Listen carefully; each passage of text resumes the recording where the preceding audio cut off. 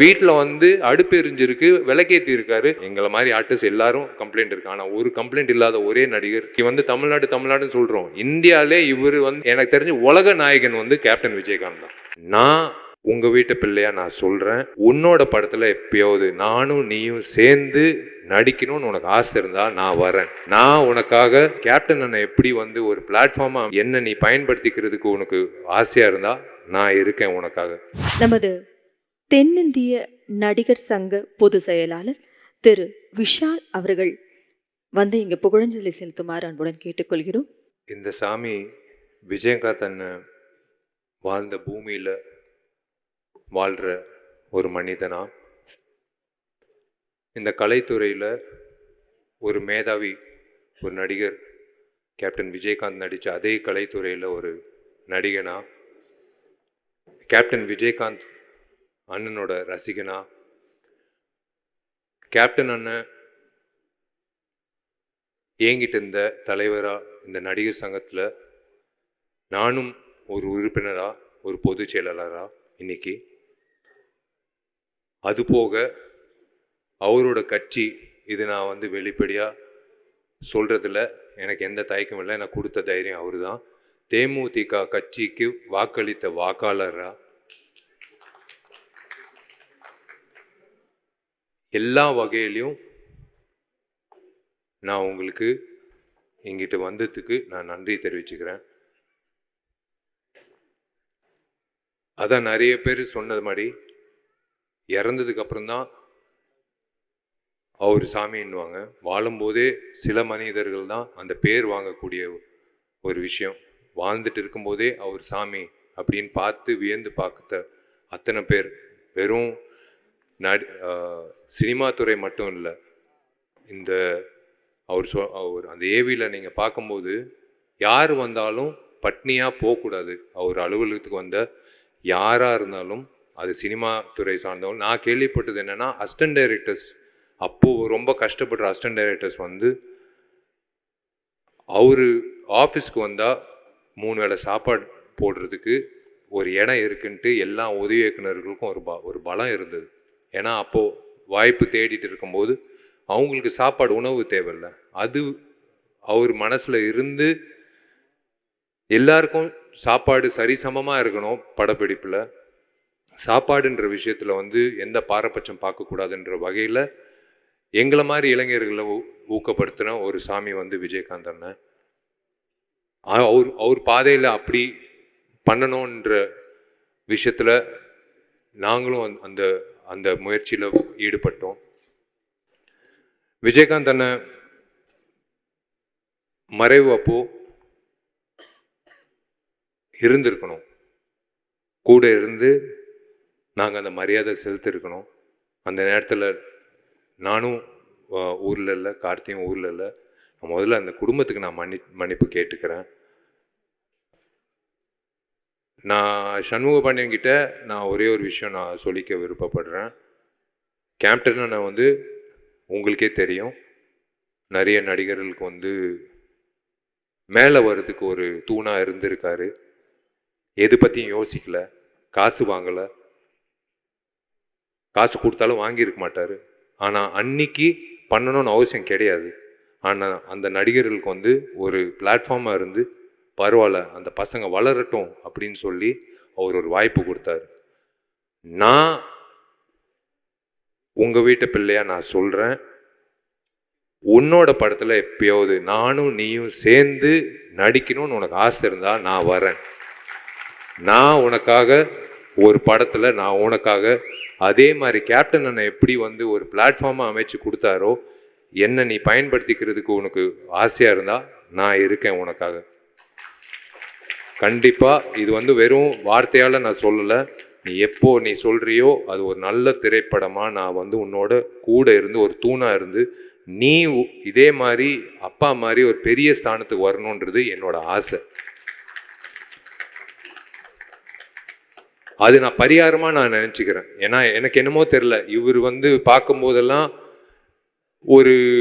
ஒரு விஷயம் தோணும். அது உங்களுக்கும் இருக்கும், உங்கள் குடும்பத்துக்கும் இருக்கும். தைரியம், எதை பற்றியும் யோசிக்க மாட்டார். தைரியமாக இங்கிட்ட இருக்கிறது தான் பேசுறது. எண்ணம் போல் வாழ்க்கை. எங்கிட்ட இருக்கிறது வந்து அப்படியே வந்துடும், ஃபில்டரே இல்லை. அவர் என்ன இப்போ நான் ஒரு வாட்டி உங்கள் வீட்டுக்கு வந்தேன், வந்து அண்ணனை சந்திக்கும் போது பிரேமலதா அம்மா ஒரு விஷயம் சொன்னாங்க. உங்களுக்கு ஒன்று தெரியுமா, அந்த பத்திரத்தை கொண்டு வரும்போது முதல்ல லாக்கர்லேருந்து உன் நகையெல்லாம் முதல்ல எடுத்துரு, இந்த பத்திரத்தை வைக்கணும் அப்படின்னு சொன்னாராம். ஏன் நகை கூட வந்து அவருக்கு ஒரு மிகப்பெரிய ஒரு விஷயமா தெரியல. அந்த பத்திரத்தை வந்து கொண்டு வந்து அப்படி வைக்கும்போது வந்து எங்களுக்கே நாங்கள் வியந்து பார்த்தோம். அப்படி அந்த பத்திரத்தை வந்து ஒரு பொக்கிஷமாக வந்து வச்சார் லாக்கரில் அப்படின்னு சொன்னாங்க அம்மா. அதுதான் வந்து அந்த மேதாவி. அதுதான் சொல்கிறேனே, இன்னைக்கு இருக்கிற கூட்டம் மட்டும் இல்லை, எப்போ அவரோட ஃபோட்டோ இருந்தாலும் இல்லாட்டியும் எல்லார் மனசுலையும் இருக்கக்கூடிய ஒரு நபர் வந்து விஜயகாந்த் அண்ணன். எல்லார் மனசுலையும் உண்மையிலே மன்சூர் அலிகான் அண்ணன் எல்லாரும் சொன்ன மாதிரி, பேரரசு சார் சொன்ன மாதிரி, இந்த தமிழ்நாடு வந்து ஒரு தலைவனை வந்து நம்ம மிஸ் பண்ணுறோம்.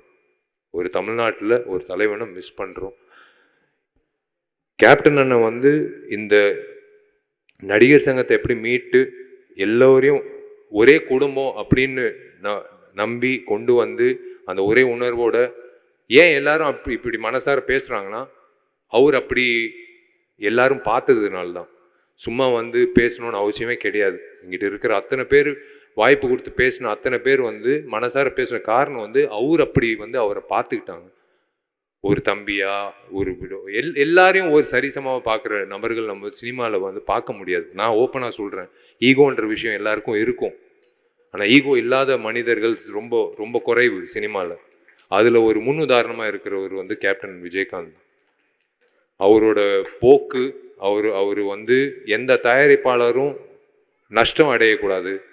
54 இயக்குனர்கள், புதுமுக இயக்குனர்கள், அதுவும் டிஎஃப்டி இயக்குனர்கள் வந்து அறிமுகப்படுத்தின ஒரே எனக்கு தெரிஞ்ச உலக நாயகன் வந்து கேப்டன் விஜயகாந்த் தான். 54 பேர் யாரு வந்து கொடுப்பாங்க வாய்ப்பு? நீங்க சொல்லுங்க. இன்னைக்கு இருக்கிற காலகட்டத்தில் ஒரு புதுமுக இயக்குனர் வந்து அலுவலகத்துக்கு வர்றதுக்கே வந்து யோசிப்பாங்க. ஒரு பெரிய நடிகரை போய் அணுகணும்னா வந்து யோசிப்பாங்க, நம்ம கதை கேட்பாங்களா, அப்புறம் அவங்களுக்கு ஒரு ஆதங்கம் இருக்கும், ஒரு வேளை வந்து சொன்ன கதை வந்து கரெக்டாக எடுப்பாங்களா, இந்த மாதிரி ப்ராசஸ் எல்லாம் வந்து இன்னைக்கு இருக்கிற காலகட்டத்தில் இருக்கு. ஆனால் அவர் வந்து எது பற்றியும் யோசிக்காமல் 54 வீட்டில் வந்து விளக்கேற்றி இருக்காரு. 54 பேர் வாய்ப்பு கொடுக்கல. 54 வீட்டில் வந்து அடுப்பு எரிஞ்சிருக்கு, விளக்கேற்றி இருக்காரு. 54 குடும்பங்களை வாழ வச்சிருக்காரு.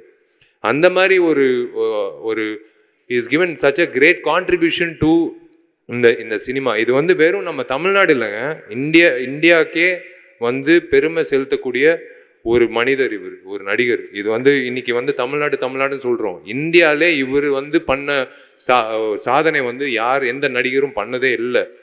யாருக்கும் அந்த தைரியமும் வராது, யாருக்கும் அந்த தைரியம் கிடையாது. நான் ஓப்பனாக சொல்கிறேன். எத்தனையோ பேர் இப்போ நானும் புதுமுக இயக்குநர்கள் வாய்ப்பு கொடுக்குறோம், எல்லாருக்கும் கொடுக்குறோம். ஆனால் 54 இயக்குநர்கள் வந்து அந்த டைமில் வந்து அவர் கொடுத்து, எனக்கு இவர் மூலிமா எனக்கு ஆர்கே செல்வமணி சார் வந்து அவரோட அசிஸ்டன்ட் டைரக்டராக நான் சேரணும்னு சொல்லி எங்கள் அப்பா கிட்ட வந்து கெஞ்சி, அப்போது ஒரு வாட்டி அவரை சந்தித்து நான் கேட்டேன். நான் புலன் விசாரணை, கேப்டன் பிரபாகரன் அப்படி பார்க்கும்போது டிஎஃப்டியில் சேரணும்னு ஒரு ஆசை வந்தது அவரால் தான். அண்ணன் செல்வமணி சார் கிட்ட அசிஸ்டன்ட் டைரக்டராக சேரணும் அப்படின்னு சொன்னது கேப்டன் அண்ணன் பண்ண படங்கள் வந்து எல்லா நடிகர்களும் சரிசமமாக வளர வச்சு, எல்லா இயக்குநர்களும் சரிசமமாக வளர வச்சு, எல்லா தயாரிப்பாளர்களும், நீங்கள் ஒரு தயாரிப்பாளர் சொல்லுங்கள், எனக்கு வந்து அவர் மேலே ஒரு கம்ப்ளைண்ட் இருக்குது அப்படின்னு. எங்களை மாதிரி ஆர்டிஸ்ட் எல்லாரும் கம்ப்ளைண்ட் இருக்கு. ஆனால் ஒரு கம்ப்ளைண்ட் இல்லாத ஒரே நடிகர் இந்த நடிகர் தான்.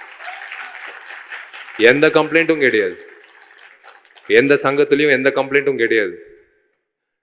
இந்த மனிதர் வந்து உண்மையிலேயே வந்து இதோ சிரிக்கிறாரு, உண்மையிலேயே எங்கிட்டயோ சிரிக்கிறார் நம்மளை பார்த்து, உங்களை பார்த்து உங்களை வாழ்த்துறாரு, உங்களை வாழ்நாள் பூரா வாழ்த்துறாரு. நான் பிரேமலதா அம்மாவுக்கு நான் கடமைப்பட்டிருக்கேன், சுதீஷ் சாருக்கு நான் கடமைப்பட்டிருக்கேன். நான் சொன்ன விஷயத்த சத்தியமாக சொல்கிறேன். வெறும் இந்த மைக்கு, இந்த கூட்டம், பேசணும், உணர்ச்சி அப்படியெல்லாம் கிடையாது. அவருக்கு நான் பண்ண வேண்டிய விஷயம் வந்து எனக்கு மனசார நான் சொல்ல வேண்டிய விஷயம் நான் உனக்கு சொல்கிறேன். நீ எப்போ சொல்கிறியோ ஒரு நல்ல ஒரு அமைப்பாக, ஒரு நல்ல ஒரு திரைப்படமாக இந்த திரை உலகத்துக்கு காட்டுவோம். அதுதான் வந்து இந்த மனிதருக்கு நான் வந்து கொடுக்கக்கூடிய எனக்கு நான் வந்து என்னால் முடிஞ்ச அளவுக்கு நான் அர்ப்பணிக்கிற ஒரு விஷயம். ரொம்ப ரொம்ப அதாவது சந்தோஷமாக இருக்குன்னு ஏன் சொல்கிறேன்னா, இவர் சிரிக்கிறாரு. இந்த நேரத்தில் வந்து இவரை பற்றி இத்தனை பேர் வந்து பேசி இத்தனை தயாரிப்பாளர் சங்கம், இயக்குநர்கள் சங்கம், எல்லாம் விவசாயிகள் சங்கம், இவங்கெல்லாம் வரணும்னு அவசியமே கிடையாது. நான் கூப்பிட்ட உடனே வந்ததுக்கு காரணம் வந்து இது சும்மா ஒரு கட்டளைக்காக நாங்கள் வர சொல்லணும் அது அப்படின்லாம் இல்லை. உங்கள் அப்பாக்காக தான் வந்தாங்க.